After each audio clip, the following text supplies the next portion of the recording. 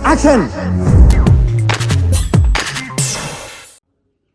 सुशांत सिंह राजपूत की मौत ने हम सबको झंझोड़ के रख दिया है, मगर कुछ लोग जो इस चीज़ में माहिर हैं कि कैसे एक पैरेलल नैरेटिव चलाना है, वो इस तरह से चला रहे हैं कि हाँ, जिनका दिमाग कमज़ोर होता है वो ये डिप्रेशन में आते हैं और सुसाइड वगैरह कमिट करते हैं। जो बंदे ने स्टैनफोर्ड की स्कॉलरशिप, वो रैंक होल्डर है in his entrance for engineering, उसका दिमाग कमज़ोर कैसे हो सकता है? अगर आप देखें उनके कुछ लास्ट पोस्ट, वो क्लियरली कह रहे हैं कि लोगों को बैक कर रहे हैं कि प्लीज़ मेरी फिल्में देखो, मेरा कोई गॉड फादर नहीं है, मुझे निकाल दिया जाएगा इस इंडस्ट्री से। अपने इंटरव्यू में वो जाहिर कर रहे हैं कि मुझे क्यों नहीं ये इंडस्ट्री अपनाती है, I feel like a left over. तो क्या इसमें इस हादसे की कोई बुनियाद नहीं है? किस तरह से अगर किसी और स्टार किड ने इस तरह से 6-7 के साल के स्पैन में काय पोचे जैसे उनको कोई डेब्यू की कोई एक्नॉलेजमेंट, कोई अवार्ड नहीं मिला, या केदारनाथ या धोनी या छिछोरे जैसी फिल्म, एक गली बॉय जैसी एक वाहियात फिल्म को सारे अवार्ड मिलते। Chhichhore is the best film and the best director, उनकी फिल्म को कोई एक्नॉलेजमेंट नहीं। हमें आपसे कुछ नहीं चाहिए, हमें आपकी फिल्में नहीं चाहिए, लेकिन जो हम खुद करते हैं आप हमारे एक्नॉलेजमेंट क्यों नहीं हमें देते हैं? मुझे इनकी फिल्में, मैं जो खुद फिल्में डायरेक्ट करती हूँ, उनको सुपरहिट फिल्मों को ये फ्लॉप घोषित करते हैं। मुझ पे 6 केसेस क्यों डाले गए, क्यों मुझे जेल में डालने की कोशिश की गई? और मुझे इनके जो चमचे जर्नलिस्ट हैं, वो सुशांत जैसे लोगों पे जो ब्लाइंड आइटम्स लिखते हैं कि वो साइकोटिक है, न्यूरोटिक है, एडिक्ट है। संजय दत्त की एडिक्शन तो आपको बहुत क्यूट लगती है। वो लोग मुझे मैसेज करते हैं कि तुम्हारा बहुत डिफिकल्ट टाइम है, तुम ऐसा वैसा स्टेप मत उठा लेना। ऐसा क्यों कहते हैं मुझे? ये क्यों मेरे दिमाग में डालना चाहते हैं कि आप सुसाइड कर लीजिए? तो ये सुसाइड थी कि ये प्लान मर्डर था? लेकिन सुशांत की गलती यही है कि वो उनकी बात मान गया। उन्होंने कहा तुम वर्थलेस हो, वो मान गया। उसने he didn't remember what his mother told him. उन्होंने कहा कि तुम्हारा कुछ नहीं होगा, वो मान गया। वो चाहते ही ये है कि वो इतिहास लिखे और ये लिखे कि सुशांत कमजोर दिमाग का था। वो ये नहीं बताएंगे कि क्या सच्चाई क्या है। तो हमें ये डिसाइड करना है कि who will write the history, we will decide that. Please आज एक प्रॉमिस करो कि टेंशन कोई भी हो, सोल्यूशन है, कहीं ना कहीं उसका सोल्यूशन है। और वो सोल्यूशन आत्महत्या बिल्कुल नहीं है, कभी नहीं है, किसी हालत में नहीं है। देखो, मैं कितना भी ज्ञान दे दूं, सोचना आपको खुद ही है कि आपकी जान आपकी सबसे कीमती चीज है। चाहे कोई भी बड़े से बड़ा स्ट्रेस हो लाइफ में, एक बार इमेजिन करो अपने माँ बाप की हालत अगर उन्हें पता चले कि तुमने अपनी जान ले ली है, खुदकुशी कर ली है। शायद आप सोच भी नहीं सकते कि उनको कैसा फील होता होगा। एकदम डायरेक्ट बोलूं, दिल से बोलूं, मेरा पहला नेशनल अवार्ड जो मुझे आज हमारे आदरणीय राष्ट्रपति जी के हाथों से मिलेगा, मैं बता नहीं सकता कि कितनी खुशी हो रही है। आपको पता है, जिस दिन इस नेशनल अवार्ड की अनाउंसमेंट हुई थी ना, उस दिन मैं अपनी माँ से बात करते हुए अपने बचपन का एक दिन याद कर रहा था, जिस दिन एग्जाम का रिजल्ट आया था और मेरे मार्क्स बिल्कुल अच्छे नहीं थे। आप लोगों से झूठ नहीं कहूँगा, मैं उस कक्षा में फेल हो गया था। रिपोर्ट कार्ड लाते हुए मैं ये सोच रहा था कि आज घर में बड़ी कुटाई होने वाली है यार। उस दिन मेरे पिताजी ने मुझे सामने बिठाया और बड़ी शांति से कहा, देखो बेटा, तुम करना क्या चाहते हो, ये बताओ मुझे, बताओ करना क्या चाहते हो। मैंने कहा, पापा मैं स्पोर्ट्स में मन लगता है मेरा, मैं खेल कूद करना चाहता हूँ, खिलाड़ी बनना चाहता हूँ। उन्होंने कहा ठीक है, फिर उसमें ध्यान दो, हम सपोर्ट करेंगे, साथ में थोड़ी पढ़ाई भी करो। आप विश्वास नहीं करोगे, खेलते खेलते मैं मार्शल आर्ट करने लग गया, मैं मॉडलिंग में आ गया, एक्टिंग शुरू कर दी। उन्होंने हर चीज़ में मुझे सपोर्ट किया। अगर उस दिन मेरे पेरेंट्स ने ये ना समझाया होता कि मेरी स्ट्रेंथ किस चीज़ में है, तो आज मैं सोच भी नहीं सकता कि ये नेशनल अवार्ड कभी मेरे हाथ पे होता। ये अपने लाइफ की कहानी मैं आपको एक वजह से सुना रहा हूँ।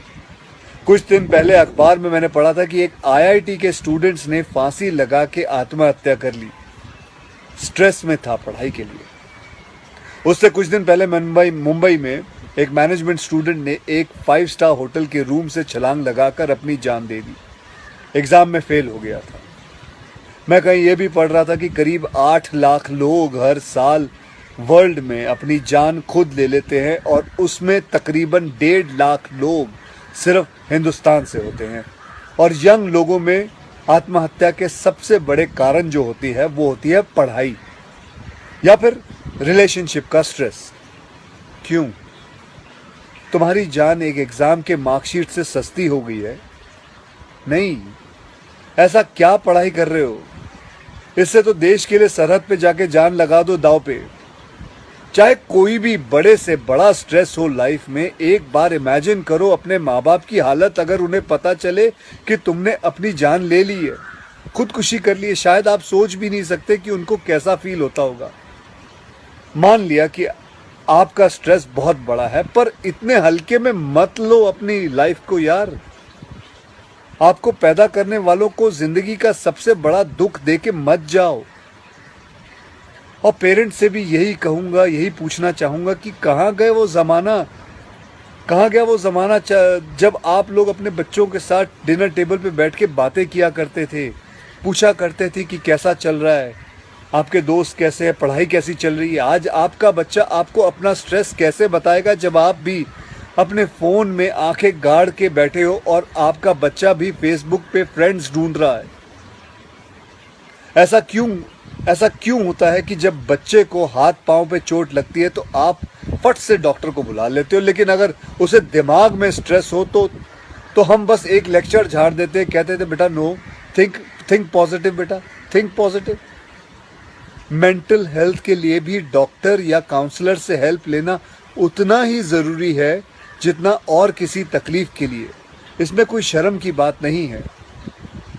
देखो, मैं कितना भी ज्ञान दे दूं, सोचना आपको खुद ही है कि आपकी जान आपकी सबसे कीमती चीज़ है। कोई स्ट्रेस आए ना तो उसको बोल देना बहुत अच्छा है। अपने अंदर घुलना, उसको अंदर रखना, दबा के रखना बिल्कुल नहीं। किसी दोस्त को बोल दो या अपने माँ बाप से शेयर करो। मेरे एक फ्रेंड ने उस दिन व्हाट्सएप पे एक बहुत काम की बात फॉरवर्ड की थी। एक हॉस्पिटल की ओपन हार्ट सर्जरी यूनिट के बाहर एक शेर लिखा हुआ था, मैं आपसे शेयर करना चाहता हूँ। वहाँ लिखा हुआ था कि अगर दिल खोल लेते अपने यारों के साथ तो आज खोलना ना पड़ता औजारों के साथ। भैया मुझे एक प्रॉमिस करो कि आज प्लीज़ आज एक प्रॉमिस करो कि टेंशन कोई भी हो, सल्यूशन है, कहीं ना कहीं उसका सल्यूशन है। और वो सल्यूशन आत्महत्या बिल्कुल नहीं है, कभी नहीं है, किसी हालत में नहीं है। अपना ध्यान रखो। मिलते हैं फिर। Till then, next time, goodbye, जय हिंद। कुछ जज्बातों को, कुछ दुखों को, कुछ हादसों को शब्दों में बयां करना बड़ा मुश्किल होता है। सुशांत सिंह राजपूत के जाने का मुझे जो दुख है उनका, तो मैं, इस खबर ने मेरी आत्मा को ठंडा कर दिया, आत्मा को निचोड़ दिया है। दिल तक तो बात पहुंचती है लेकिन आत्मा तक जो है वो दहल गई है। ये वीडियो बनाते वक्त भी सोच रहा हूँ क्या बोलूँ मैं, पर बोलने से कभी कभी, शेयर करने से कभी कभी नहीं, इस खबर पर तो शेयर करने से भी दुख कम नहीं हुआ। मैंने MS Dhoni the untold story में सुशांत के फादर का रोल किया था, और क्योंकि कहानी बाप बेटे की थी और इसलिए रिश्ता भी ऑफ द स्क्रीन बाप बेटे जैसा ही हो गया था। कुछ लोग चले जाते हैं तो उसका सदमा बाद में लगता है, लेकिन वो चले क्यों गए इसका सदमा पहले लगता है।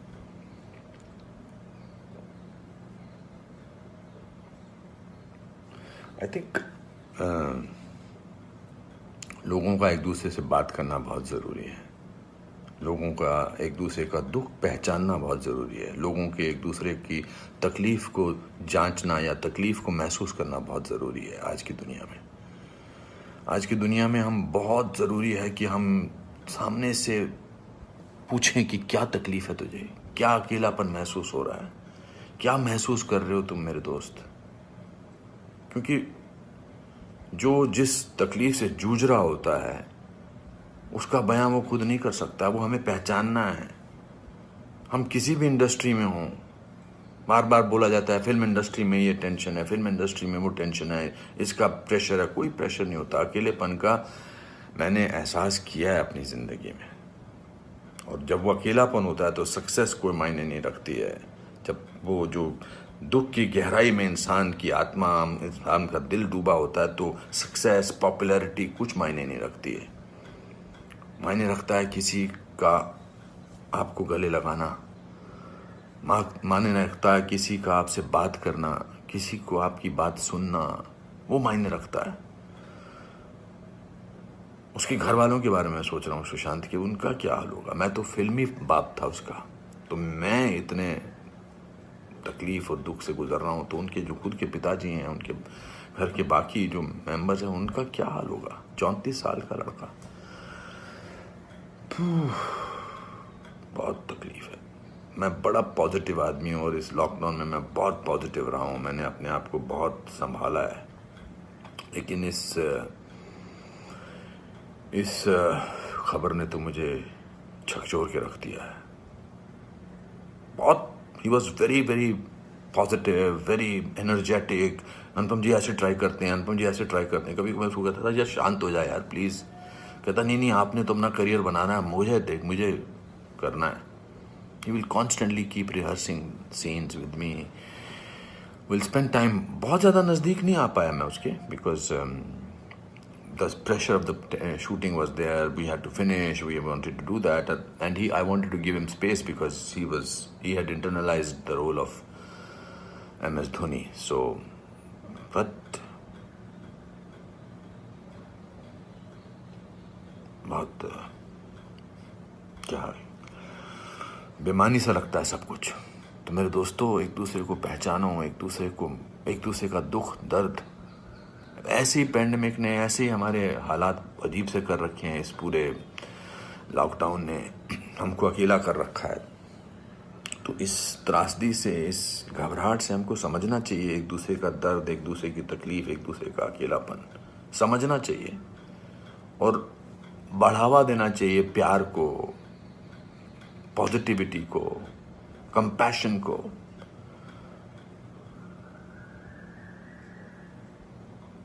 मैं बस बोलता जा रहा हूँ, मेरे में कोई ऐसा थॉट नहीं है, बट जस्ट एज दे से। सिकंदर ने बड़ा अच्छा वीडियो बनाया, मैं रोया नहीं था तब तक। उसका वीडियो जो इंस्टाग्राम पे, उसको देख के मैं रोया।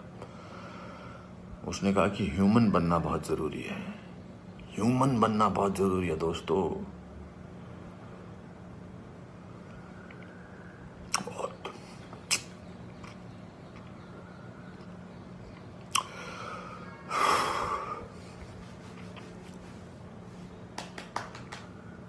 चलो,